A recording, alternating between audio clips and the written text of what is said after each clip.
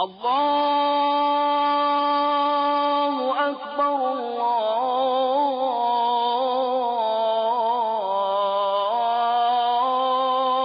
الله أكبر.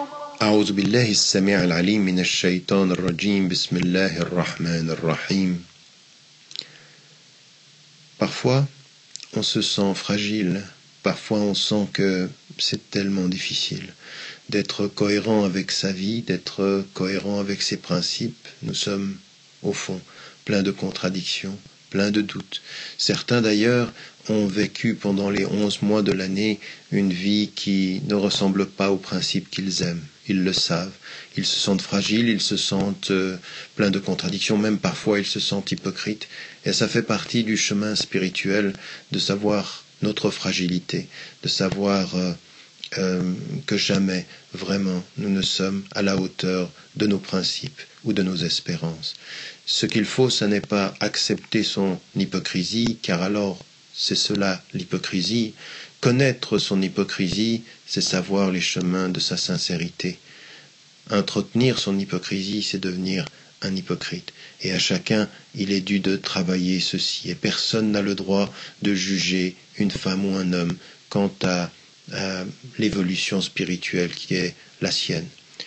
Mais en même temps que nous reconnaissons nos fragilités, il y a l'idée de revenir à la compréhension de ce que Dieu peut être dans la vie des êtres fragiles, des êtres pleins de contradictions, des êtres qui parfois perdent le sens, perdent les béquilles spirituelles qui leur permettent d'avancer, perdent le sens des priorités. Et c'est là où on se souvient que Dieu, dans sa grandeur, il est aussi El-Qawi, El-Matin. Le El-Qawi, ça veut dire celui qui est fort, l'excellence de la force suprême. El-Matin, c'est-à-dire celui qui est robuste, celui qui est ferme. Et c'est là aussi qu'il faut parfois déposer le sens de nos fragilités au pied de sa grandeur et de sa force.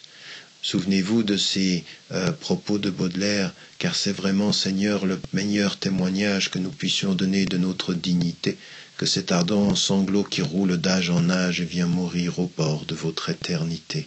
Il y a cette idée du sanglot ici, qui vient mourir au bord de l'éternité du Très-Haut. Et il y a dans la tradition musulmane quelque chose qui est similaire, ce dépôt de nos fragilités au pied de sa force, au pied du fait qu'il est celui qui est ferme et qui nous aidera.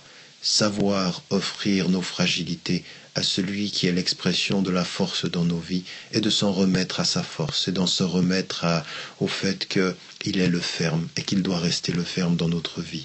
Cela veut dire ne pas éviter, ne pas tâcher de ne pas regarder en face nos fragilités, les connaître, les étudier et puis venir auprès de celui qui est le Qawi, El-Matin, celui qui est la force suprême et celui qui est robuste et ferme, et lui demander à lui, au nom de sa force, au nom de sa présence, au nom de ce pouvoir suprême, de nous donner les moyens d'assumer nos fragilités, de dépasser nos contradictions, d'aller vers plus de cohérence dans notre vie. C'est un cheminement qui est difficile, c'est un cheminement qui est basé sur la confiance. Ne jamais éviter ses fragilités devant Dieu et demander à Dieu, maître de tous les pouvoirs spirituels, de nous offrir les moyens d'être moins fragiles quant à nos contradictions et toujours fragiles et toujours accessibles quant à nos amours, quant à nos fraternités et quant à nos amitiés. Que Dieu nous aide dans ce cheminement au moment où nous jeûnons, au moment où nous pouvons être sans nourriture et sans boisson, encore plus fragiles physiquement et en essayant d'être plus forts spirituellement, savoir que au-delà de nos besoins, il est celui qui peut y répondre avec sa force, avec son endurance, avec sa présence dans son éternité. Et n'oubliez pas de dire à ceux qui vous aiment que vous les aimez. Et n'oubliez pas de dire à ceux que vous aimez que vous les aimez. Car enfin, c'est aussi cela, la force. Wassalamu alaikum wa rahmatullahi wa barakatuh. Allahu Akbar, Allahu Akbar.